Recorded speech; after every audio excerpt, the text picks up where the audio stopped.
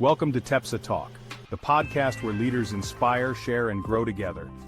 TEPSA is dedicated to celebrating the incredible work happening in education. Each episode, we dive into meaningful conversations with leaders, change-makers, and innovators who are shaping the future of our schools. Whether you're looking for fresh ideas, encouragement, or a little spark to fuel your passion, TEPSA Talk is here for you.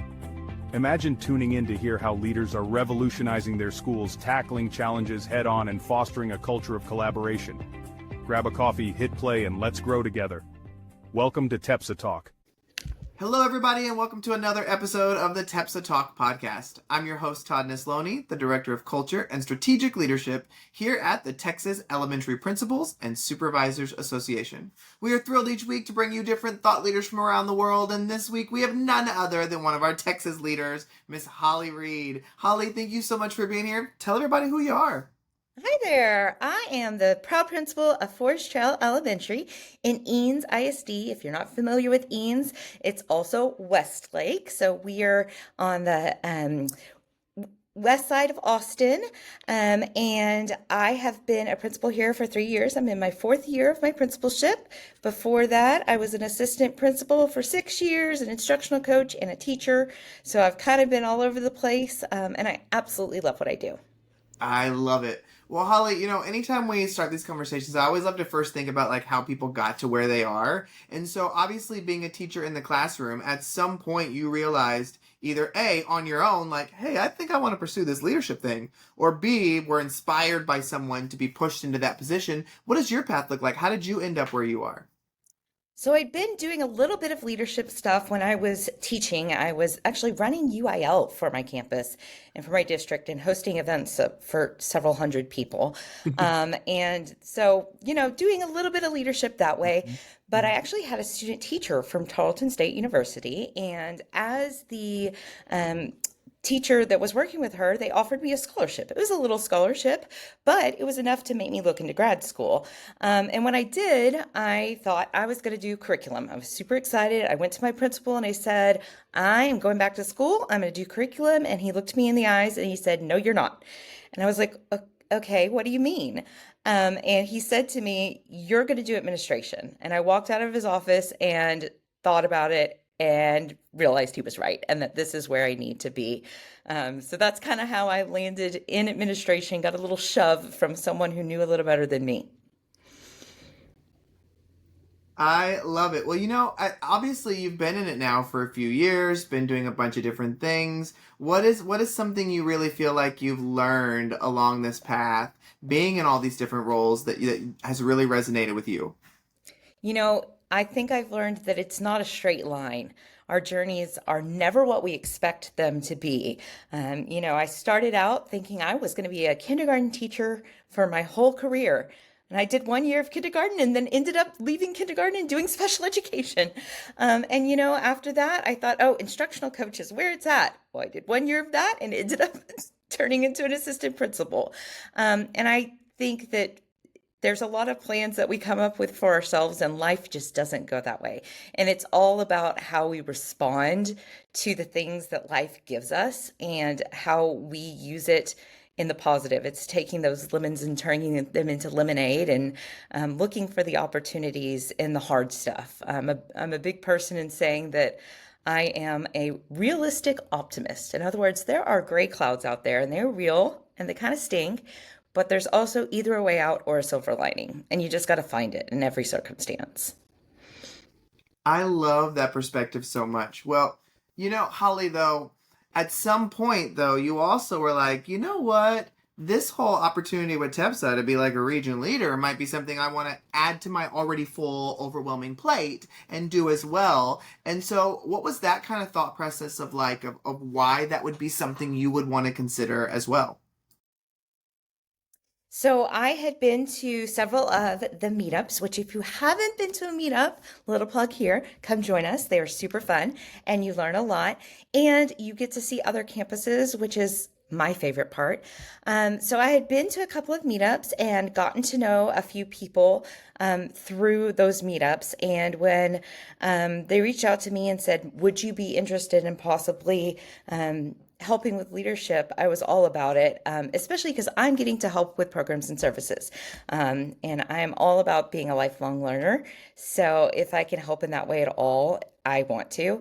I'm really grateful that I've had this opportunity because I've gotten to know the rest of the board members from my region. And now I've got connections in different school districts all around me and people that I feel like I can call for advice and that are going through the same things I am. And it's just invaluable.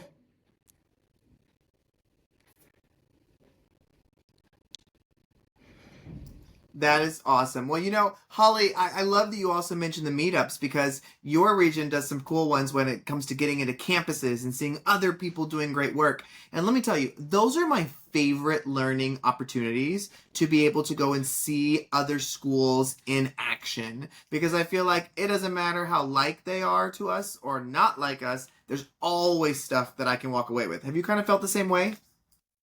Absolutely. And it varies from, you're always going to get something from the content. We visited one school that's a model PLC school. So we learned a lot about that there. We visited another school that's a Leader in Me school. So we got to hear about that program. But what I really got the most from was simply walking around.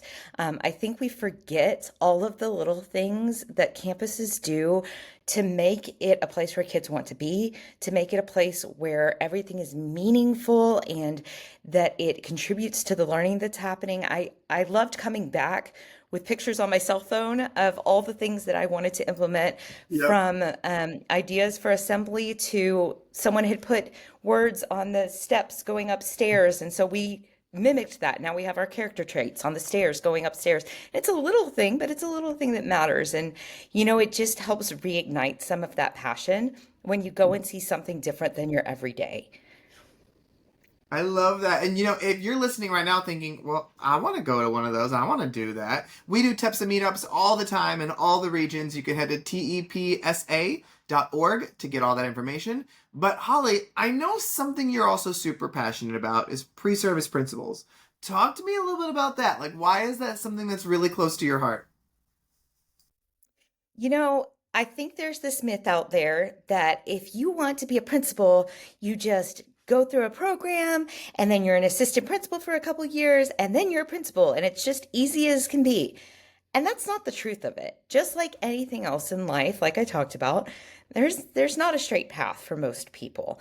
And I am really passionate about people giving things a chance. My pathway was not what I thought. I was living up in Waxahachie, south of Dallas, ended up not finding an opportunity there in a district that I absolutely loved, but it was all how it should be. I ended up in Austin near my sister, in a rural district. So it was different than anything I'd been in. And that was a great opportunity. I thought that was where I was going to eventually become principal. Well, surprise, surprise, no, that's not how that happened. I actually ended up in Eanes because they were adding assistant principals to campuses. Imagine that. There were actually 4 campuses that did not have assistant principals less than 10 years ago in Wow. this district. And so I got to come on board there. And then even within that, COVID hit that year. And we had to learn how to run a school online. And then after that, it that opportunity turned into a different school in the district that I had never looked at before. And when I started looking at it, it felt like the perfect fit. And that's where I landed. I'm super happy that I am where I am. And as much as I want to think this will be where I am until I retire, I have learned enough to know that I need to keep my eyes open and I need to know that this is not all in my hands and that when it's right, it will happen. And sometimes you look back at things and you realize that maybe it wasn't the right fit for you.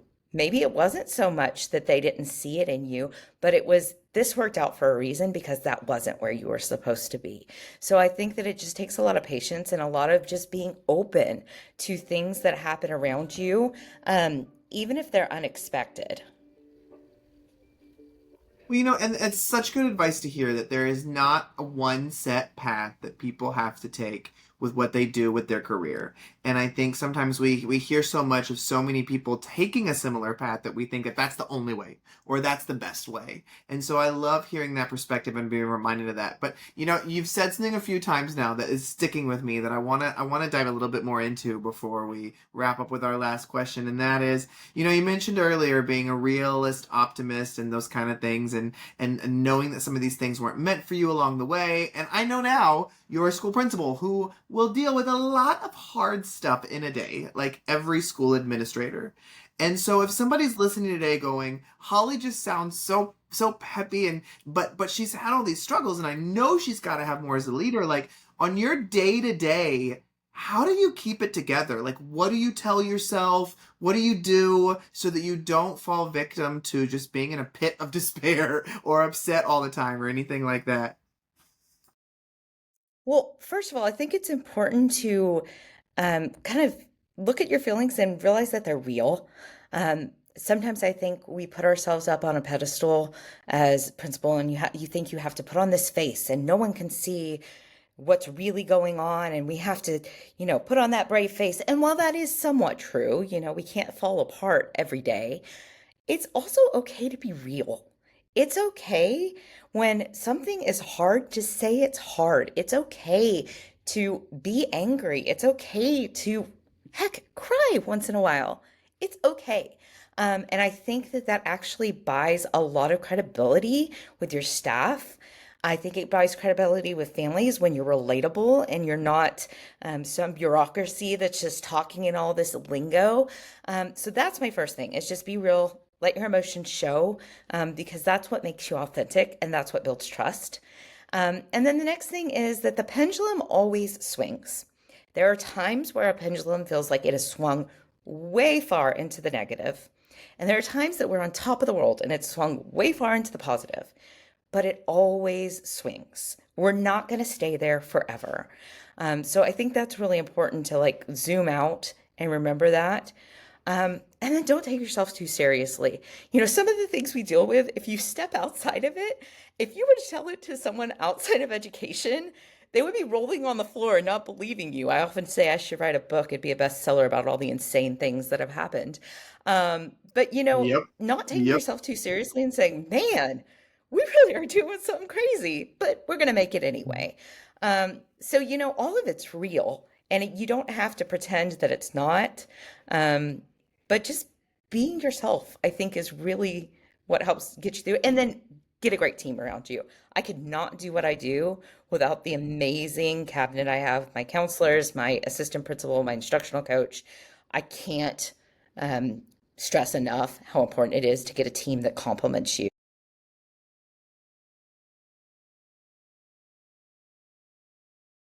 I love it. Well, Holly, this has been a fantastic conversation, but one thing that I always love to wrap up in is we've talked about a lot today, and I'm sure many more things we could talk about, but for those who have been listening or watching this episode, if you want them to just walk away with one thing, what's your one thing for our people today?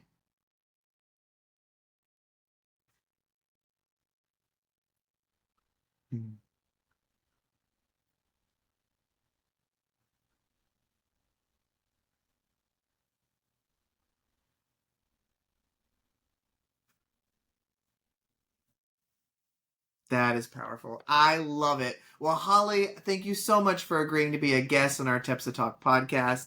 Thank you, everybody, for listening or watching another episode. Remember, you can check out all the past episodes on your favorite podcast platform or on YouTube. Join us again next week with another all-new guest. We'll see you soon.